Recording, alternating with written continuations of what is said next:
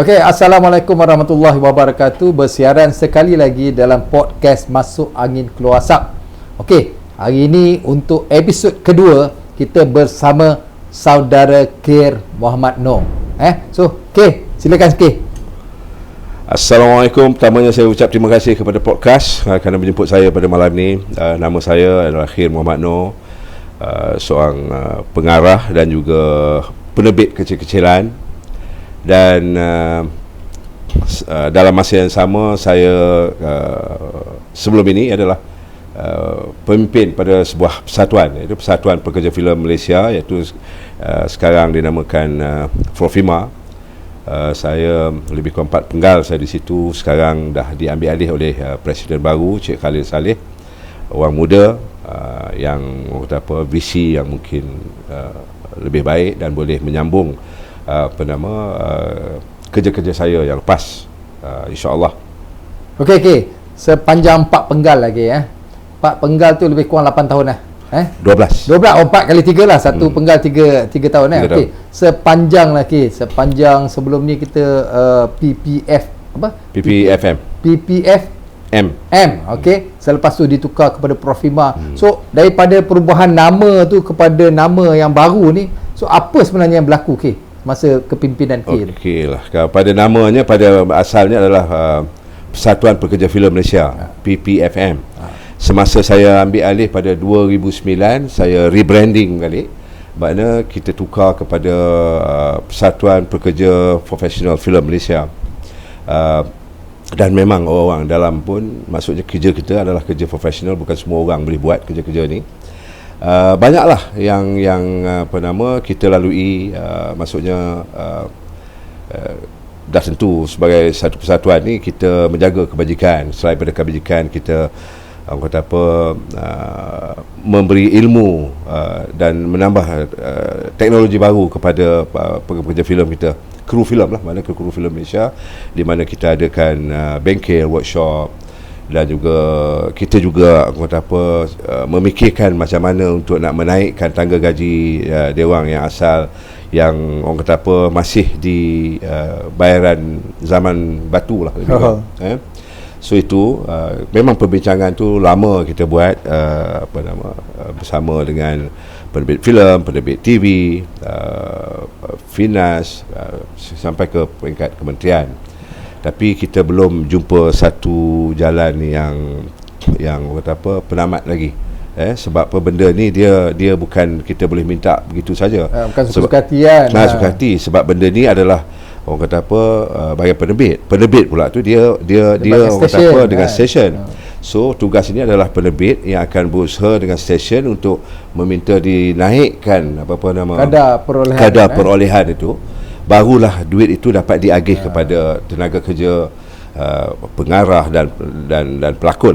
Maksudnya kalau contoh cabaran yang besar sekali sebagai presiden masa memimpin, cabaran besar sekali sebab Profima ni adalah persatuan yang saya kira paling ramai, paling besar dalam industri. So apa sebenarnya cabaran sepanjang 12 tahun tu sepanjang 12 tahun, apa cabaran paling besar Cabaran paling besar adalah pertama, tangga gaji itu cabaran. Tangga gaji, waktu bekerja.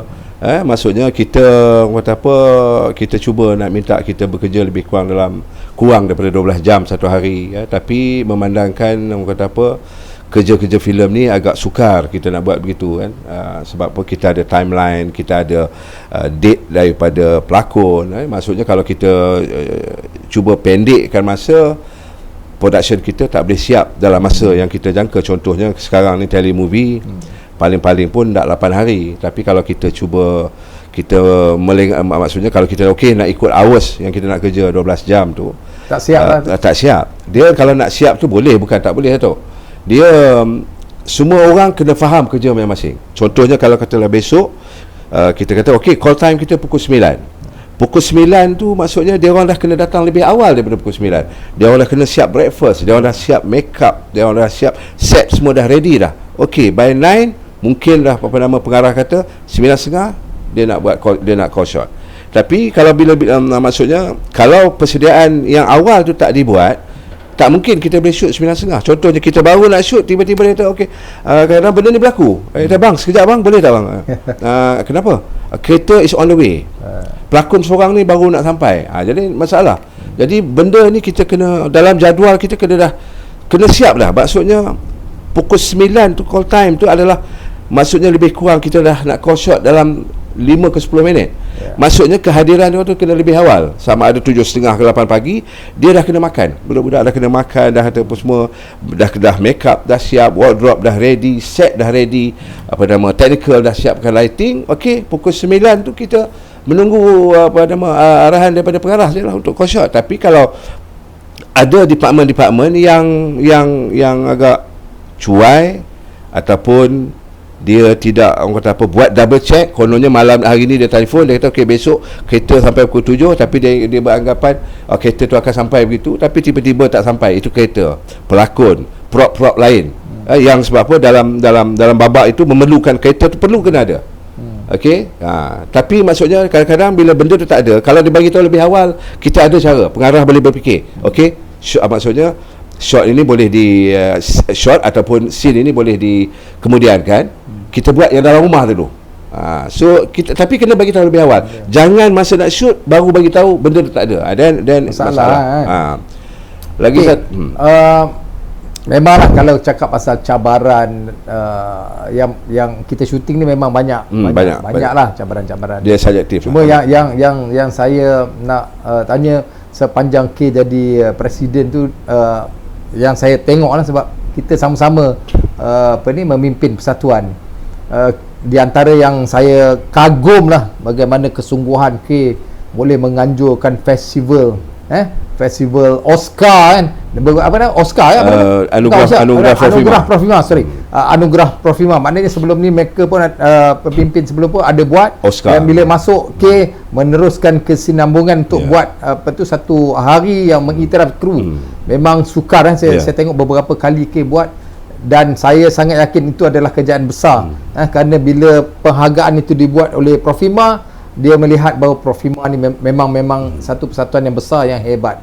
Jadi cabaran-cabaran tu telah dilalui lah. Tapi yang paling saya rasa perlu kita semua berusaha adalah, saya teringat kata-kata K yang kata pekerja filem ni miskin tegar. So cuba K jelaskan.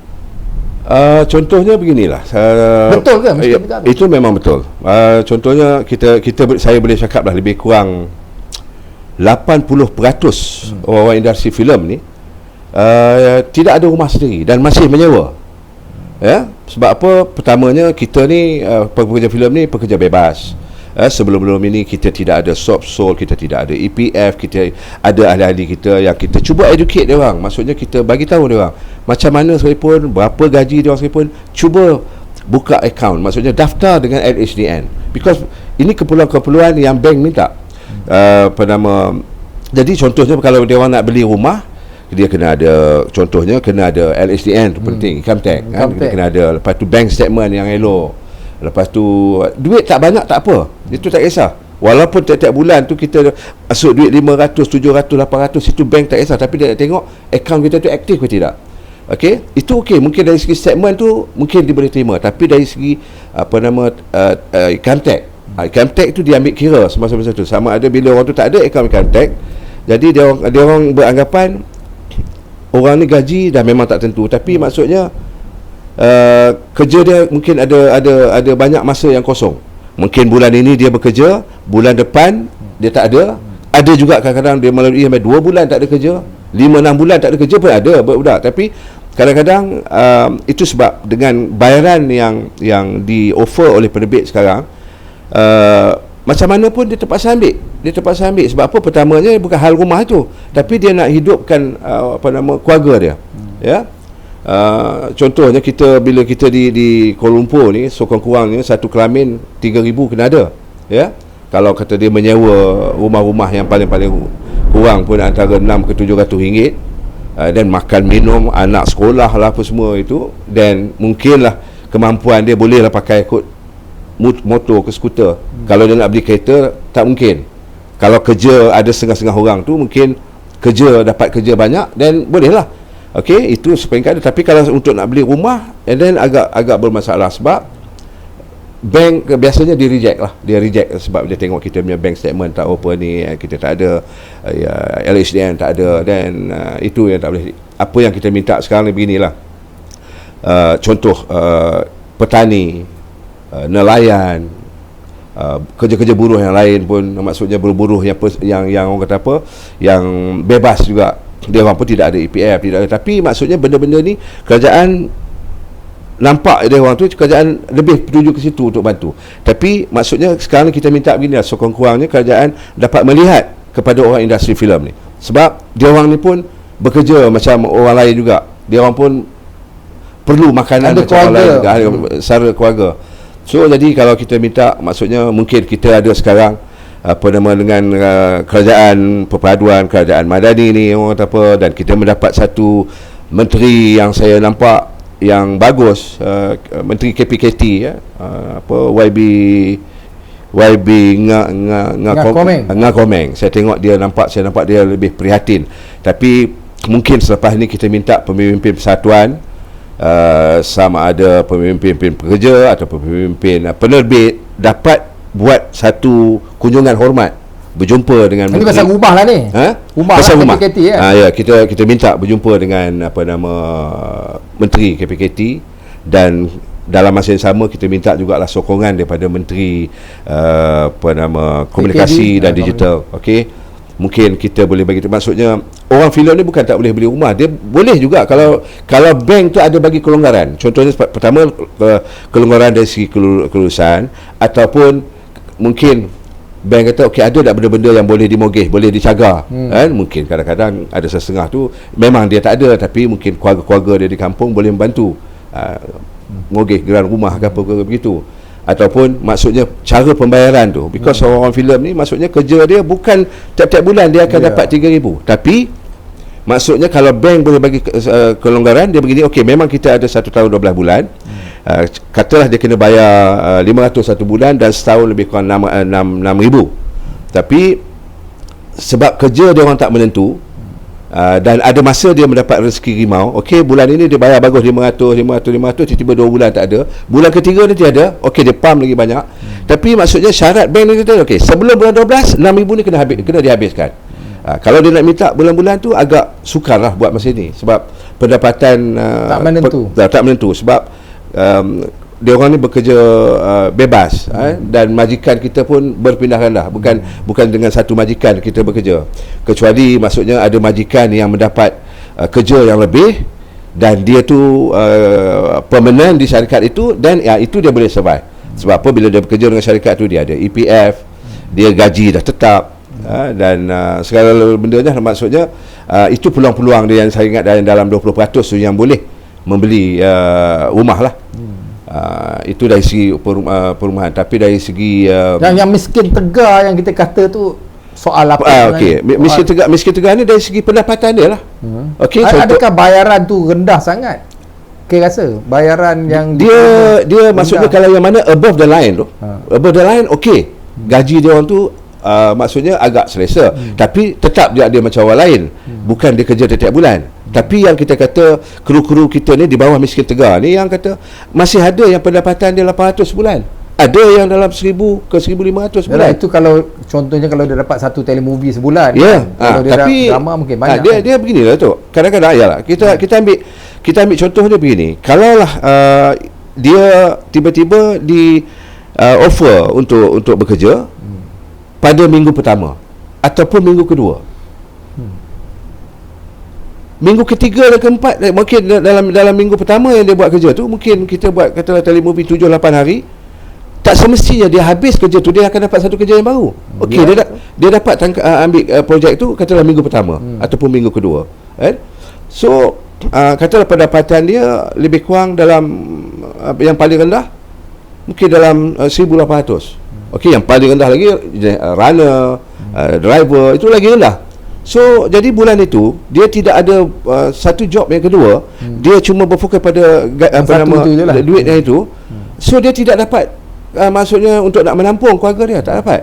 Kalau dia nak kena menampung keluarga dia lebih kurang katalah paling-paling pun 2,000 okey, dia dapatlah bulan itu dia tak ada job kedua, bulan itu dia dapat lebih kurang dalam lebih kurang dalam 1,500 ataupun 1,800. okey, dan dia nak kena tanggung segala benda 2,500. So bermakna lagi. ya, dia kena top up lagi duit kurang-kurang RM700 lagi, kena cari. So kecuali kalau orang kata apa, kru-kru kita ni ada Kerja lain ke? contohnya isteri dia menjual nasi lemak ke, goreng pisang ke apa, itu boleh menampung lah. Tapi kalau harap dia seorang memang tak dapat lah. Yalah, tapi kalau kita tengok lah masalah dia, peluang pekerjaan, contohnya satu bulan dapat satu telemovie dapat 800 ke 1,000, katalah 1,500 lah paling tinggi pun. Still kehidupan di Kuala Lumpur mungkin 2,000 lebih sebulan. Perlu 2,000. Kalau kita fikir logik, kalau lah tak boleh kerja secara apa ni orang kata permanent ataupun kerja tetap dalam bidang industri ni, mungkin dia boleh cari peluang pekerjaan yang lain supaya boleh menampung kan, supaya dia tidaklah menjadi miskin tegar. Betul. Kan, okeylah, kita faham yang mana dah terlibat ni, saya faham. Apa yang kita cakap tu saya faham, sebab kita dah masuk satu kaki, dah masuk dua kaki, kita tak akan keluar. Kita seronok sebab tu K 38 tahun 38 lebih kurang 34 tahun dalam industri, masih relevan, masih kekal. So kalau K boleh tahan, kenapa orang lain tak boleh tahan? Bermakna bermula daripada bawah naik sampai sekarang dah jadi penerbit kan. Jadi kalau ikut perjuangan K lah, dah jumpa, dah masa jadi presiden 12 tahun, dah jumpa menteri, dah bercakap sama-sama lah kita jumpa menteri, dah bercakap macam-macam menteri, beberapa menteri dah. Jadi sebenarnya apa sebenarnya penyelesaian? Saya tengok begini, dia begini, bertukar menteri dia pun tak dapat selesai masalah kita. Sebab apa? Kita kadang-kadang naik satu menteri, dia akan bawa dasar dia. Okey, kita pun bila dia kata akan adakan satu perjumpaan. Kalau biasanya perjumpaan kita sama ada kita perjumpaan direct dengan menteri, ataupun kita pergi berjumpa dia, ataupun dia akan buat satu program macam town hall. Kalau town hall ni yang saya ingat sampai hari ni saya ingat tak kurang daripada lebih kurang 7 kali dah, 8 kali dah buat town hall. Menteri pun saya ingat dah bertukar hampir 6 kali. Tapi saya tengok town hall ni kadang-kadang kita bercakap benda yang sama, tapi orang kata apa, tindakan ataupun action sampai hari ni tak pernah ambil. Okey, tapi maksudnya bila kita luahkan perkara ini kepada pihak yang berkuasa, menteri ke apa benda, maksudnya menteri lah yang boleh buat ni kan. Biasanya dia kata kita akan ambil action ni, kita akan ambil note gini. Kadang-kadang menteri itu sempat 2 tahun 3 tahun dah naik menteri lain, dia panggil lagi town hall, kita bercakap benda yang sama, dia tak selesai. Maksudnya dia bila satu-satu benda ni kita ambil beginilah, bila ada town hall tu mungkin ada dalam 10 ke 15 perkara. Memang kita kata memang 15 perkara tu is mustahil untuk diselesaikan, tapi saya ingat takkan 5 ke 7 perkara tak boleh selesai. Contohnya macam hal perumahan ni pun daripada dulu-dulu saya bercakap. Saya ingat saya pernah bercakap daripada zaman Datuk Seri Najib lagi. So maksudnya kalau dia orang bersungguh-sungguh memikirkan, orang kata apa, rakyat ni memerlukan perumahan ni, saya rasa dia orang kena bukan nak suruh kerajaan ni berfikir. Pernah cadangan saya bagi tahu begini, orang industri filem ni bukannya datang ni semua daripada Kuala Lumpur, dia datang daripada satu Malaysia. Okey, mungkin kita nak cadang pada kerajaan dia begini saja. Contohnya kalau benda ni perumahan akan dibangunkan di negeri Perak, akan dibangunkan di Kedah, Kelantan, Pahang dan sebagainya. Jadi dalam industri kita ni kita ada orang Pahang, ada orang Kedah, ada orang apa. Yang paling penting supaya kita kerja lebih selesa, anak-anak dia orang dapat berteduh dengan tidak ada rasa rumah kena ketuk, nak kena halau, nak kena keluar, tak ada. Okey, katalah pembangunan itu akan berlaku di negeri Perak. Okey, kita minta kerjasama KPKT dan juga Kementerian Komunikasi ni boleh memberi sokongan. Kita kata okey, setiap perumahan pembangunan rakyat yang akan dinaik itu kurang-kurang 10% ke kota tu bagi pada orang industri. Contohnya kalau dia nak naikkan 500 biji rumah, kita dapat dalam 50 biji. So kita maksud sebagai pemimpin persatuan akan bagi tahu pada ahli-ahli dia, okey, siapa orang Perak saja, ini khas untuk orang Perak saja. You datang apply bini mungkinlah yang datang apply tu mungkin 100-200 orang, tapi sekurang-kurangnya kita dapat menyelesaikan dalam 50 buah rumah dulu untuk peringkat ni. Nanti dia akan buka tempat lain. Okey, di Kelantan, di Negeri Sembilan, di Selangor pun macam tu juga. Tapi apa yang K cakap tu susah nak buat sekarang, sebab sekarang kerajaan negeri dengan kerajaan pusat tak sama Di Perak yang lain, di Kelantan yang lain, di Terengganu lain. Jadi dasar tu sukar kan. Jadi cuma saya duk fikir macam ni saya duk fikir macam kita cakap lah, K cakap tadi 6-7 menteri dah, 7-8 kali kita adakan town hall. So apa yang kita katakan macam masuk angin keluar asap. Ini sebab tu. Betul. Bila saya fikir masuk angin keluar asap tu, maknanya kita duk seduk kembung perut kita kan. Tapi masalah dia masih belum ada jalan penyelesaian. Maksudnya program tu tinggal program saja. Kan. So cuba bayangkan macam ni lah. Apa pandangan K lah kalau kita kata kerajaan hari ni lah, kerana kita dah cerita masalah kita dah ada jalan penyelesaian, kita dah ada cadangan-cadangan. Apa katalah kita bersama-sama memohon kerajaan di bawah kepimpinan Amat Berhormat Datuk Seri Anwar Ibrahim ni mewujudkan satu perkampungan filem apa yang cakap tadi saya faham. Tapi sukar nak buat. Tapi kalau perkampungan filem macam mana Okey, saya amat setuju dengan Datuk kalau kita nak wujudkan satu perkampungan filem. Sebenarnya Datuk, perkara ni kata apa, saya pernah buat paper ni dengan kawan-kawan. Cuma benda ni tak sampai pada Menteri Besar. Ketika itu Menteri Besar Selangor Tan Sri Khalid. Macam kita biasalah, kita ni kata apa, orang filem ni merayau satu negara. Jadi bila saya sampai satu lokasi tu yang saya rasa is very practical, tak jauh daripada Kuala Lumpur, dan tempat tu pun masih orang kata apa, kita boleh beli dan boleh beli dengan murah ikut kemampuan pada orang industri. Pengarah dia mampu beli rumah begini, pekerja filem mampu begini, pengarah seni, penulis, pelakon kan. Yang saya cuba nak cadangkan masa tu, kalau saya nak cadangkan negeri Selangor, maksudnya Menteri Besar Selangor ambil alih Bukit Beruntung. Kalau kita nak jadikan macam satu terbengkalai industri filem. Sebab masa tu yang kita bersangkut dengan Harumah ni, yang saya kata orang filem ni mampu beli rumah dekat situ. Maksudnya infra semua dah ada. Saya tengok jalan raya yang bagus kan? Sekarang ni saya ingat dah mungkin naik sikit kot. Jalan raya dah ada, rumah teres ada, rumah flat ada, rumah banglo ada, apa semua. Jadi saya fikir-fikir, kalau tak salah masa tu rumah flat dia nak jual 15,000. Nak jual macam biasa. Jadi kalau kerajaan Selangor ambil alih ketika itu, maksudnya mungkin upgrade sikit flat tu. Maksudnya kita kalau daripada tingkap nakul jadikan tingkap yang sliding, taruh tiles sikit, dapur tu dicantikkan bilik dalam tu. Contohnya kalau 15,000 kita boleh jual balik pada orang industri filem ni antara 35 ke 40,000. Tak ada masalah. Maksudnya ikut kemampuan masing-masing. Maksudnya kalau dia orang ni mampu untuk beli yang 35, beli. Rumah teres ketika itu 60,000. Rumah banglo ketika itu 120 ke 150,000. Itu ikut kemampuan masing-masing lah, beli. Tapi bila kerajaan negeri ambil alih, maksudnya benda tu dan tu kena baik pulih sedikit kan. Maksudnya harga tu lebih sikit, bagi sikit keuntungan pada kerajaan negeri. Tak apa. Contohnya kalau yang 60 dijual balik dalam 120, rumah tadi, rumah flat yang 15,000 dijadikan 35,000, banglo tu jadikan lebih kurang dalam 250 ke 300,000. Itu memang boleh. Dan saya buat plan dia. Maksudnya kita bila dapat perkampungan tu dapat di situ. Contohnya kita ada balai bomba sendiri, balai polis sendiri. Lepas tu ada studio perfilman ni. Studio perfilman. Jadi rumah-rumah kita pun duduk kawasan tu. Rumah-rumah kedai semua dah ada, dan kita kena standardiskan kawasan rumah kedai tu. Maksudnya dia orang tak boleh letak kanopi apa benda tu, tak boleh. Dia kena ikut standardise sekurang-kurangnya. Kita kena pasang kanopi yang macam Starbucks, macam all standard. Sebab kita nak jadikan tempat tu set untuk penggambaran.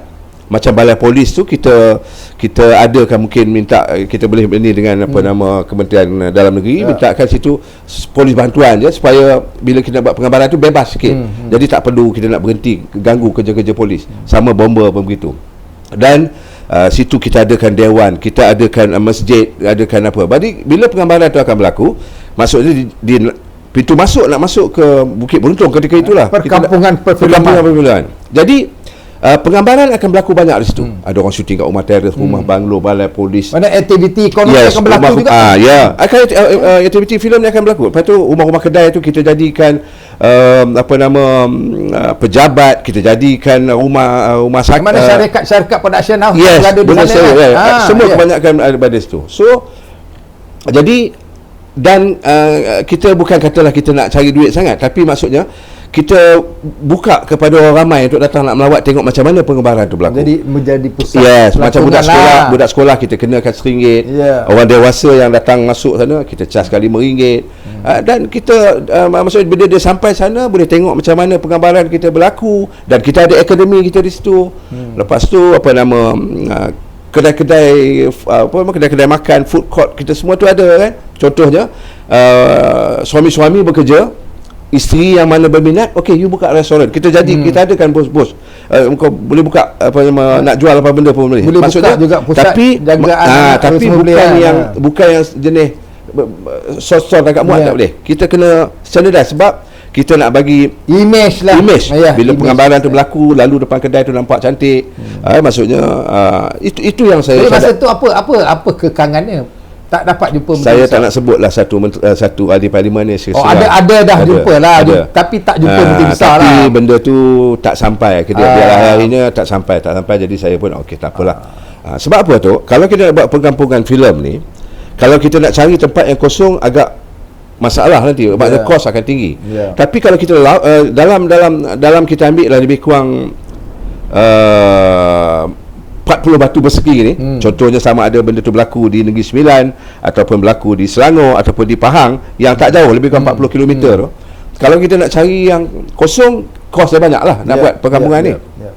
Tapi yang kita boleh ini pasal nak menyelamatkan juga kan. Sebab apa? Saya tengok ada tempat-tempat yang taman tu macam taman mati, taman yang tak dihuni orang pada waktu tu lah. Itu dan sekarang masih ada. Ditinggalkan. Jadi pergi ambil alih tempat tu. Mana mungkin ada lebih kurang 6-7 hektar punya kawasan. Jadi maksudnya kita akan adakan maksudnya orang setempat pun akan dapat merasa dari segi ekonomi. Contohnya bila kita penggambaran akan berlaku di sana, kita akan sewa kebun dia, kita akan sewa sawah dia, kita akan sewa prop dia. Aktiviti perfilman berlaku di situ dan saya tak langsung di ekonomi. Lepas tu kita bagi orang, sebab apa kita kena bantu orang setempat juga bila buat itu. Contohnya yang boleh supply catering. Katalah penggambaran kita berlaku lebih kurang dalam 20 syarikat yang akan buat penggambaran di sana. Kurang-kurang ada juga catering dalam 5 peniaga yang dapat supply makan tu. So jadi maksudnya kita win-win situation. Bukan di situ kita kononnya orang filem saya tidak. Kita untuk orang setempat kawasan tu yang mana dekat yang boleh supply apa. Rumah-rumah sewa, rumah dia orang boleh kita sewa. Kalau orang ada banglo, orang ada rumah teres, orang ada yang kita mungkin kita tengok yang ini tak sesuai, lebih sesuai yang dekat luar pada kita punya perkampungan sikit. So dia akan dapat hasil tu. Maknanya cadangan perkampungan perfilman itu masih relevan sampai hari ini dan boleh kita bawa kepada Yang Amat Berhormat Perdana Menteri, betul tak? Betul. Jadi saya rasa kita kena teruskan cadangan itu sebab jalan penyelesaian kepada isu yang kita bangkitkan, penggiat seni ramai yang miskin tegar yang tak ada rumah so ini di antara solution kepada isu-isu yang kita bangkitkan. Yang itu perkampungan tu kira itu dah peringkat yang kata apa, maksudnya kita nak menampung semua orang industri tak dapat itu. Tapi macam Datuk cakap tadi, kata bila kita kena dengan kerajaan negeri kita akan bermasalah, tak masalah tu. Sebab yang akan menyokong dua menteri ni. Okey, maksudnya menyokong Menteri Komunikasi dan juga Menteri KPKT. Di negeri-negeri adalah Majlis Kerajaan Tempatan. So dia duduk di bawah ini. So maksudnya benda-benda ni arahan daripada menteri boleh berlaku benda begitu. Tapi kena ingat tanah adalah di bawah state government itu masalah. Sebab tu saya kata saya dah tahu sebab apabila berurusan dengan soal tanah, tanah semua di bawah state government. Sebab tu kalau contoh kita cakap pasal kita ada masalah dalam industri mengutip cukai hiburan. Kita tahu kan bila filem kita ditayang 20% ataupun 30% dulu cukai hiburan itu dikutip oleh majlis kerajaan tempatan. Yalah. Dan cukai tu tak dibagi balik kepada Finas dan kita tak dapat cukai. Tapi maksudnya benda-benda tu melalui perbincangan lah, perbincangan di antara federal dengan state. Sebab apa kita tidak, maksudnya mungkin ni tidak ada politik di situ dia tidak akan mengganggu state. Maksudnya perumahan tu bila dibuat sama ada kerajaan negeri ataupun swasta, cuma kita minta diadakan kota itu saja. Yalah, faham. Tapi ya macam sebab apa yang akan pergi sana tu bukan orang asing. Orang anak tempatan. Anak tempatan, rumah tu untuk anak tempatan. Contohnya kalau rumah tu, kota tu ada di Perak, kota tu ada di Kelantan, apa semua. Kita bagi orang daripada negeri itu saja yang boleh ini. Sebab kita nak selesaikan masalah orang kita kan. So maksudnya mungkin benda berjalan 5 ke 10 tahun nanti, saya rasa mungkin boleh selesai dalam 6 ke 70%. Maksudnya orang kita semua ada rumah. Sebab apa? Harga rumah di luar daripada Kuala Lumpur lebih murah daripada Kuala Lumpur lah. Kuala Lumpur, kecuali rumah tu berada di Penang, duduk di sebelah Johor Bahru, itu mahal lah sikit. Tapi yang di pinggir-pinggir ni, jadi maksudnya dia orang dapat kerja dengan selesa, sebab anak apa semua dah dapat berteduh rumah, anak-anak pun boleh bersekolah di sana. So jadi dia tak adalah duduk di Kuala Lumpur ni sekarang ni macam struggle. Nak struggle sebab apa? Nak kena sewa rumah, anak pula tu nak kena hantar, kadang-kadang kena letak di tadika, kena hantar ke sekolah jauh benda tu ni kan. Tapi kalau dah dia setempat, persekolahan dah dekat situ, isteri akan ada, isteri akan duduk sana. Apa salah 7 hari tinggal isteri sekejap untuk nak buat kerja, ingat tak ada masalah kan. Maksudnya habis kerja dia baliklah rumah. Itu kalau benda sistem itu kita buat lah tu. Okey, sampai hari ni lah kan, kalau kita tengok apa yang berlaku sekarang ni, Profima dah ada SOXO, berdaftar dengan Profima, bayar yuran terus automatik dilindungi oleh SOXO.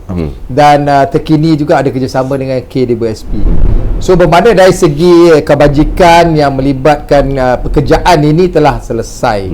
Tapi yang soal gaji tadilah, kalau kita tengok dalam dasar pekerjaan kita ada gaji minima. Betul. 1,500. Jadi apa pandangan K sebenarnya dalam gaji pekerja-pekerja industri ni? Adakah K rasa dah cukup, memadai? Kalau tanya saya kata bagus dah, sebab satunya mereka dapat gaji ataupun upah itu ditambah dengan apabila syuting, minyak mereka ditanggung, tempat tinggal ditanggung, makan ditanggung.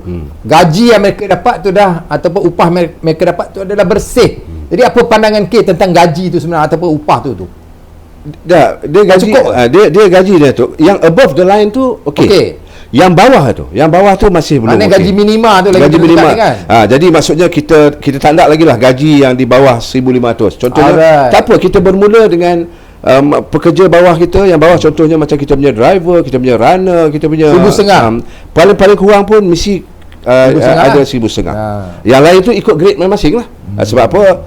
Dia orang nak gaji lebih, dia kena maksudnya pertamanya dia kena upgradekan diri dia sendiri lah. Dia tak upgrade, dia duduk ke takat itu saja.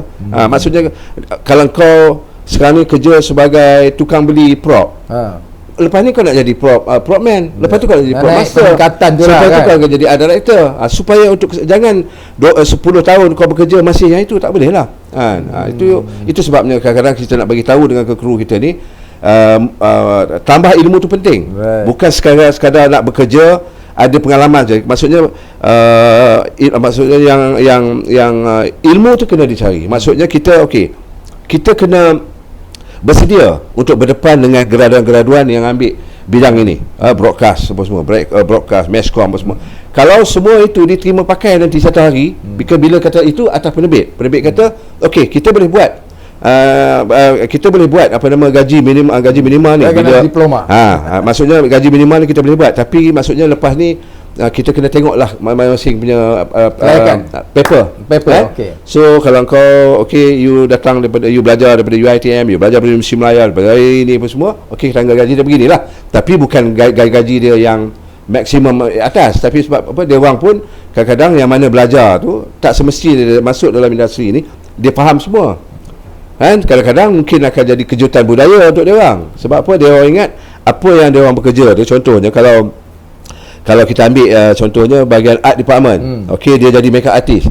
So dia ingat dia akan kerja situ sebagai makeup artist, tapi dia tak tahu apa nama, hair style dia kena buat, kadang-kadang dia kena buat wardrobe, kadang-kadang dia kena buat apa, make up dia kena buat, gunting rambut dia kena buat. Jadi terkejutlah dia ingat, kerja aku begini. Sebab benda-benda begini, budaya ini di luar negara, sebab dengan bajet dia yang besar, dengan apa semua, satu tim tu boleh pergi 10 orang, kita pergi dengan 2 orang saja ke department tu. So kita nak pergi kepada gaji minima ni, bantuan tu perlu, suntikan tu perlu daripada kerajaan lah. Maksudnya macam mana kerajaan boleh membantu pihak penerbit sekarang ni dia dapat dengan bayaran yang ini. Okey, macam mana nak agihkan benda tu balik kepada tenaga kerja ni? Maksudnya macam kadar perolehan tu kena dinaikkan. So mungkinlah penerbit pun fikir begini, adalah kenaikan tu 50%. Penerbit mungkin boleh diagih-agihkan lah. Ya, penerbit mungkin ambil lah 15%. Dia masih ada 35%. 35% diagihkan kepada pekerja-pekerja di belakang tabir. Termasuklah bukan kita tengok yang mana yang below the line lah. Macam atas-atas tu macam script writer dah dapat selesa gaji, art director apa semua tu selesa gaji. Yang bawah-bawah ni, bawah maksudnya macam kru-kru kita, budak lighting, budak apa nama, wiring, itu semua apa nama, macam prop master, prop department tu banyak yang masih sebab kita banyak department yang ada kan. So itu maksudnya kurang-kurangnya ada satu had gaji minima. Selepas itu atas budi bicara lah untuk gaji yang lebih. Perlu ada lah. Tangga gaji tu contohnya, dulu semasa saya di Profima dan mungkin presiden sekarang pun akan terus benda yang sama juga. So kita dah ada kita punya tangga gaji. Tangga gaji tu kita bagi bukan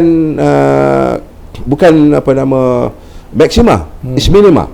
Paling rendah yang ini, itu atas bicara penerbit. Yalah, perbincangan lah. Itu atas perbincangan. Kita tak boleh tekan penerbit benda-benda begini sebab perolehan yang penerbit dapat itu. Dia dah macam mana dia nak naik dengan keadaan sekarang, kecuali kenaikan tu akan berlaku. Kalau orang kata kerajaan Madani ini prihatin kepada orang industri filem, orang industri kita ni, dan mungkin kena ada perbincangan di antara penerbit dan juga stesen lah, untuk dapat kenaikan. Kenapa kita kena naik ni? Sebab kenapa saya kata pembayaran ni saya rasa dah hampir 20 tahun tak pernah naik, Datuk kan. Sebab dulu kita bekerja dengan, kalau kita nak makan roti canai dengan 60 sen kot, 70 sen dulu kan. Sekarang dah RM1 lebih. Kita masih dapat duit macam tu. Petrol pun dah lain. And then kita katalah bahagian on production pula. Dulu kita boleh sewa rumah 200. Sekarang kurang-kurang 500 ke 800. Itu rumah biasa je, rumah teras. Belum lagi kita sewa rumah banglo, dulu kita boleh dalam 1000, sekarang dia nak RM2,000. And then kerja pula tu dia tak bagi sampai pukul 12 malam. Kalau boleh pukul 10 kena habis.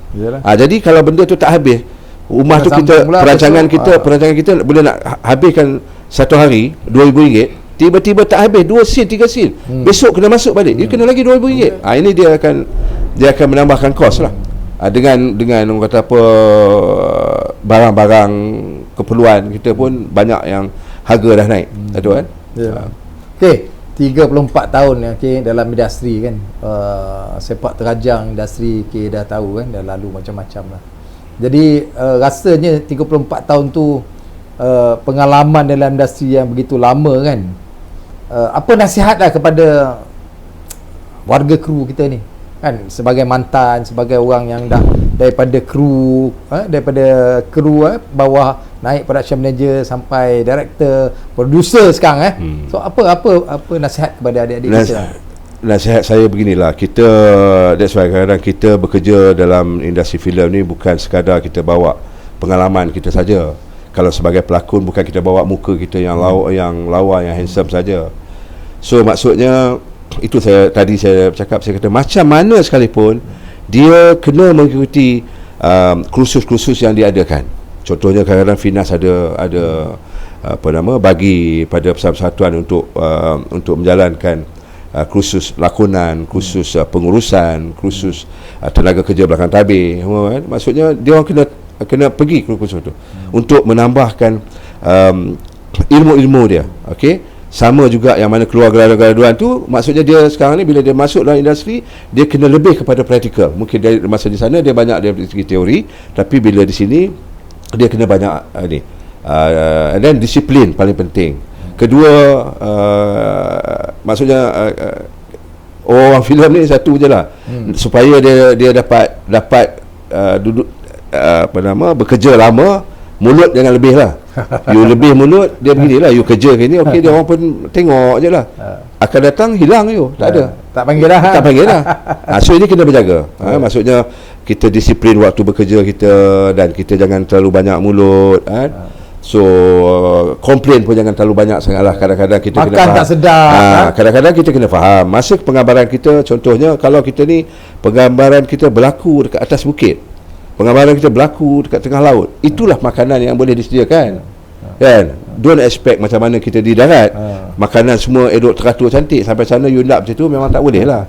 Itu kena bertahan lah sehari 2 hari, kan? So kita ni, orang kata apa, bukanlah pembikin filem macam di luar negara, dengan bajet dia orang yang besar, dengan segala bendanya. So agak-agak lah nak demand pun, kan? Agak-agak lah. Itu saya ingat, maksudnya itu hal-hal makan minum ni kita okey lah, kan? Saya ingat so far pun tak ada masalah.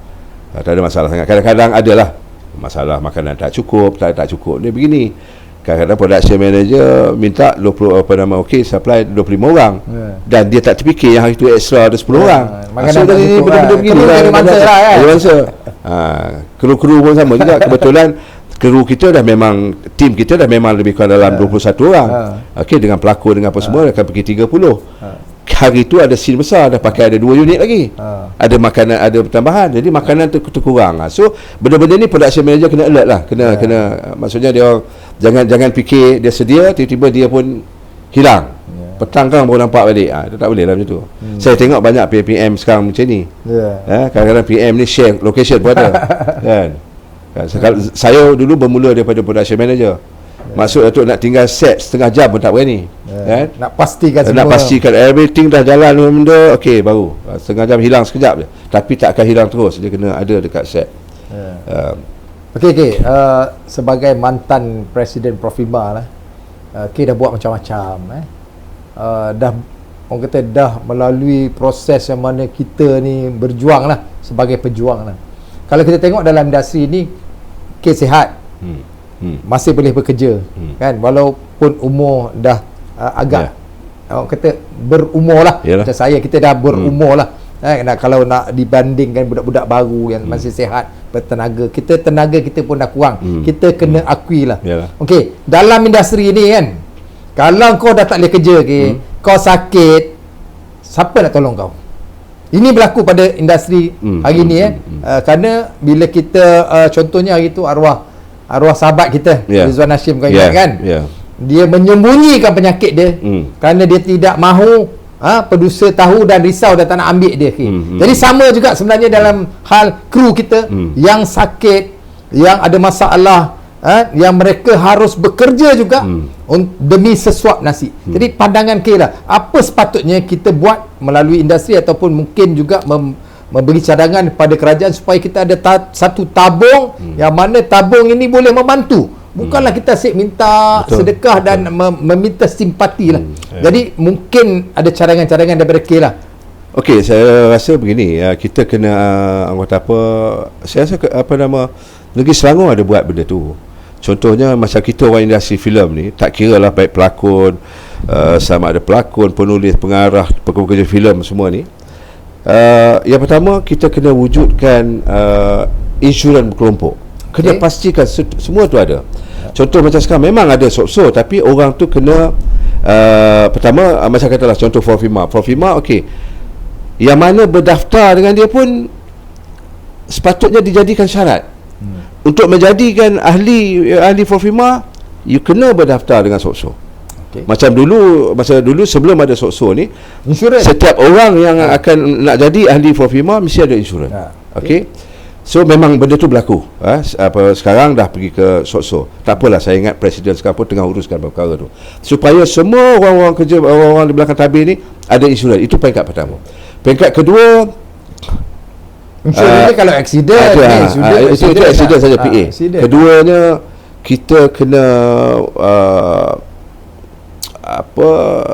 educate ni, kita kena tekankan kepada orang industri kita ni, bukan pekerja saja, kena belajar bersaving juga. Simpan lah. Simpanan kena ada.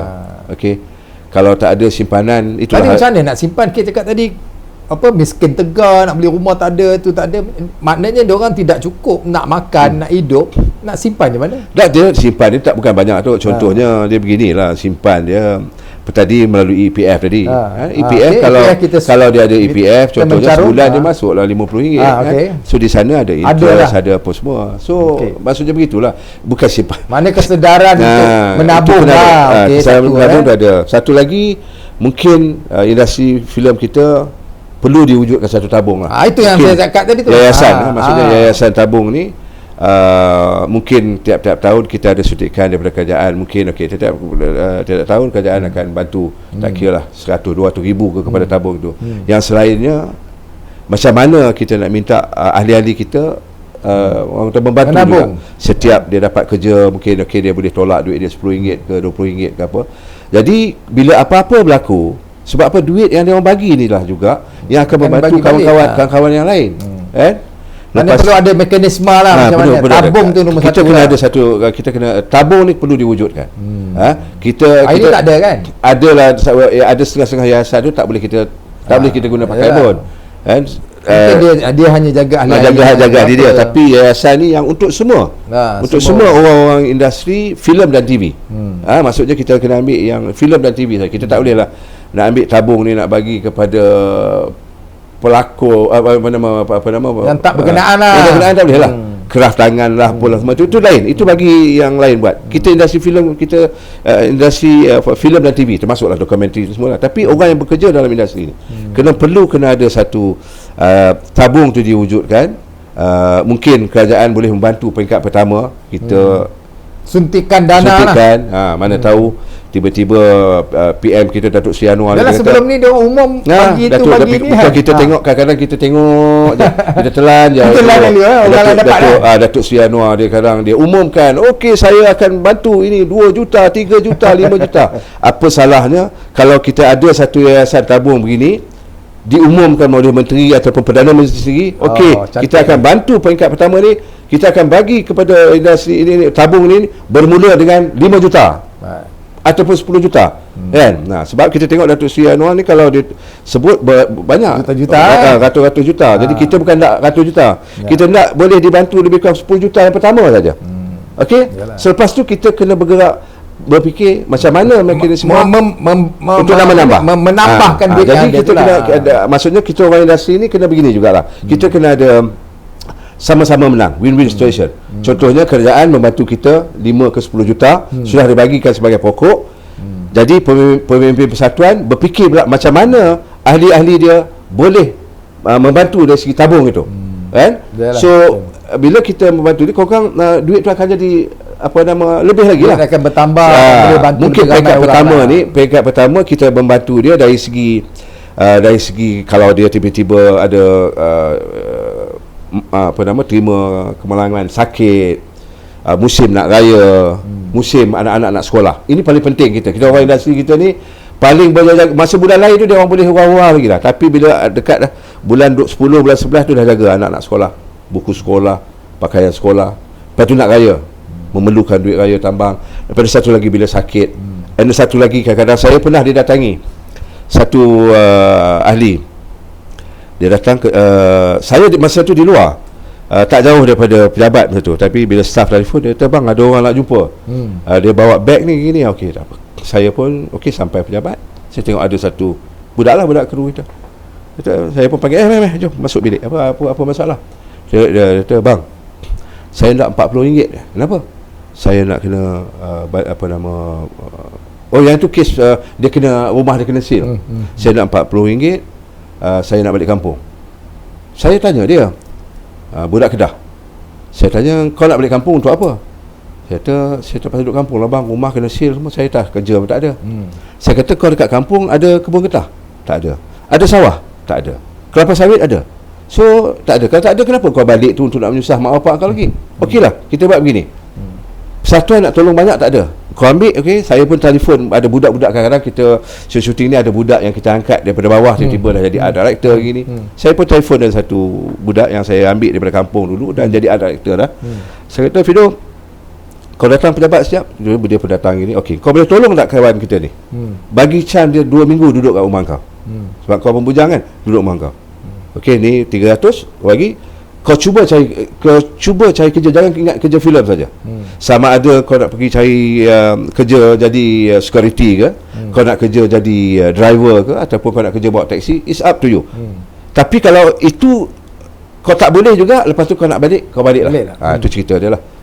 Satu kes lagi, dia datang begitu juga, dia minta nak RM100. Datang, dia, bang, saya nak RM100. Kenapa? Saya, bapak saya meninggal. Kita benda-benda ni sensitif kan. Jadi saya selalu bagi tahu dengan bukan biro yang menjaga hak kebajikan ni, saya kata perkara-perkara gini tak perlu nak call saya. Benda ni urgent, bagi je. Kita bagilah keperluan dia untuk dia nak balik kampung. Mungkin dia kadang-kadang sampai di kampung kan nak kena beli kain putih kan untuk bapak kan, benda, kita bagi satu peruntukan antara RM300 ke RM500 untuk biar dia sampai. Kita jangan fikir itu just automatic lah. Itu yang persatuan boleh buat. Itu persatuan semasa itu, persatuan yang semua orang ahli-ahli yang masih membayar yuran. Sekarang tidak tu. Sekarang dia ada masalah. Disebabnya disebabnya ada kesilapan sikit. Seorang CEO ni, dan saya pun ada beritahu dengan dia, saya kata you buat ni silap, you buat ini, you melemahkan persatuan. Bila orang tidak membayar yuran, macam mana persatuan tu nak bantu orang lain? Oh tak apa, dia kata dia nak buat benda ni, tapi akhirnya kita dah tahu, kita dah lama Tok dalam industri ni, kau buat benda ni masa kau ada je. Kalau kontrak kau akan berjalan 2 tahun, selamat. Ataupun kontrak kau boleh berjalan 5 tahun, okey, benda ni masih ada. Tapi kalau kontrak kau berjalan dekat setahun, 2 tahun, selepas ni benda ni akan jadi mati. Memang betul, memang sekarang tak ada bergerak pun, tak ada apa-apa. Ada yang duduk dalam itu sekarang pun dah keluar nak balik ke persatuan balik. Ini masalah. Kadang-kadang kita kena bagi tahu lah, maksudnya yang mana ketua-ketua pengarah ataupun CEO yang ada kuasa, yang dilantik berkontrak ni, janganlah ubah benda-benda yang, ataupun jangan ambil alih kerja-kerja persatuan.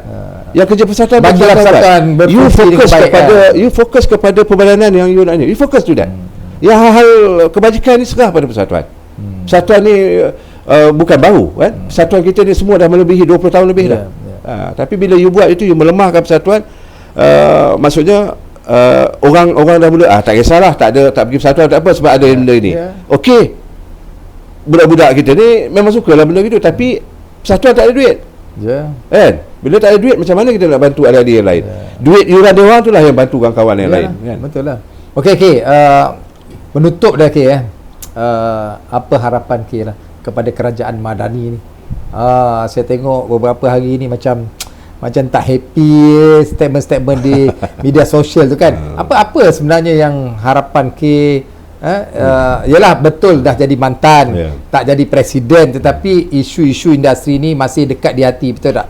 Jadi apa harapan kepada kerajaan Madani ni, terutama yang amat berhormat Perdana Menteri yang dulu pernah bersama-sama di zaman reformasi. Hari ini tolong kita dah ada kerajaan Madani dipimpin oleh yang amat berhormat Perdana Menteri Datuk Seri Anwar Ibrahim, yang mana kita pernah bersama-sama.